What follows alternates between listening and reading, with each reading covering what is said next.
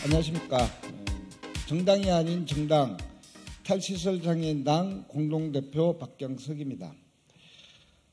다가와도 안 되고 다가가서도 안 되는, 손을 내서도 안 되고 손을 건네서도 안 되는 불가촉 천민이 있습니다. 인도 카스트 제도 신분제 하에 지독하게 처벌받는 달리트 계층이 바로 불가촉 천민입니다. 대한민국에서도 달리트 계층이 있습니다. 비장애인 중심 사회에서 장애인은 불가촉 천민입니다. 탈시설 장애인당은 다가와도 되는, 다가가도 되는, 손을 내도 되는, 손을 건네도 되는, 누구도 배제되지 않는 지역사회를 만들어 가겠습니다. 비장애인 중심 사회에서 불가촉 천민으로 살아가야 하는 장애인에 대한 차별을 철폐하는 탈시설 장애인당이 되겠습니다. 시민 여러분, 중증 발달 장애인들에게 다가와서는 안 되는지요? 중증 발달 장애인들이 다가가면 안 되겠습니까? 중증 발달 장애인들에게 손을 내밀어 주시면 안 될까요? 중증 발달 장애인들이 손을 건네면 안 되겠습니까? 정당이 아닌 정당 탈시설 장애인당은 이제 다가와도 다가가도 손 내어도 손을 건네도 되는 지역사회를 만들어 갈 것입니다. 불가촉 천민, 중증 발달 장애인을 격리하고 배제하고 강감하는 차별을 단호하게 선명하게 철폐하는, 차별을 철폐하는 정당이 되려고 합니다. 정당이 아닌 정당 탈시설 장애인당의 당원이 되어 주십시오. 총선에서 장애인 권리에 투표해 주십시오. 오늘 탈시설 장애인당 세 번째 장애인 권리 정책 발표는 탈시설입니다. 쓸모없다고 여겨지는 사람들, 목소리 없는 사람들을 시설로 가두는 시설사회의 개혁은 우리 모두의 미래의 권리입니다. 오늘 함께 정책을 발표할 분은 조상지 동지입니다.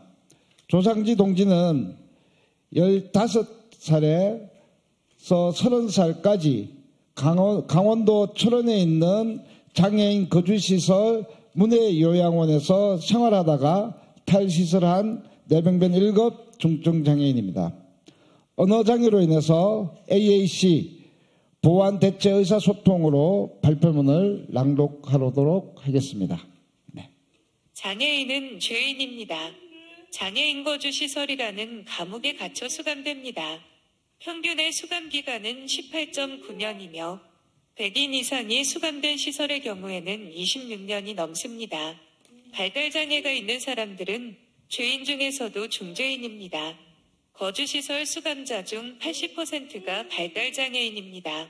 그동안 우리 사회는 장애인이라는 죄, 장애인 중에서도 발달장애인이라는 죄, 말을 못하는 죄, 문제행동을 한다는 죄로 장애인을 시설에 수감시켜왔습니다. 그 안에서 장애연금을 갈취당하고 조롱당하고 맞아 죽어도 우리 사회는 눈 하나 깜짝하지 않았습니다. 죄인이란 무릇 그런 대접을 받아 마땅한 것처럼 말입니다.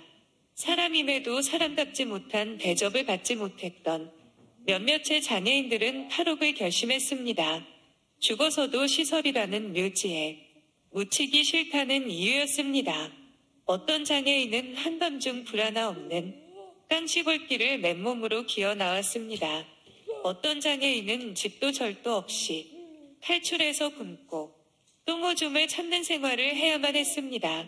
어떤 장애인은 부모가 반대해서 끝내 나오지 못하고 손을 흔들었습니다.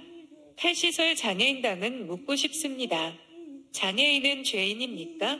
자유를 공기처럼 느끼고 마음과 돈만 있으면 이동할 수 있는 지금의 시대, 장애인은 이 시대에서조차 여전히 죄인으로 시설에 처박혀 살아가고 있습니다. 윤석열 정부는 문재인 정권이 발표한 장애인 탈시설 로드맵도 전면 폐기하고 있습니다. 장애인을 새로 수감하기 위해서라면 새로운 감옥을 짓는 것도 마다하지 않겠답니다. 중증 발달장애인과 그 가족이 지역사회에서 버티는 게 힘들면 가족의 손으로 직접 장애인을 시설로 수감하라는 게 지금의 무책임한 정부입니다. 우리나라가 비준한 UN 장애인 권리 협약마저 정권에 따라 이행을 달리하는 아주 불의한 정권의 모습입니다.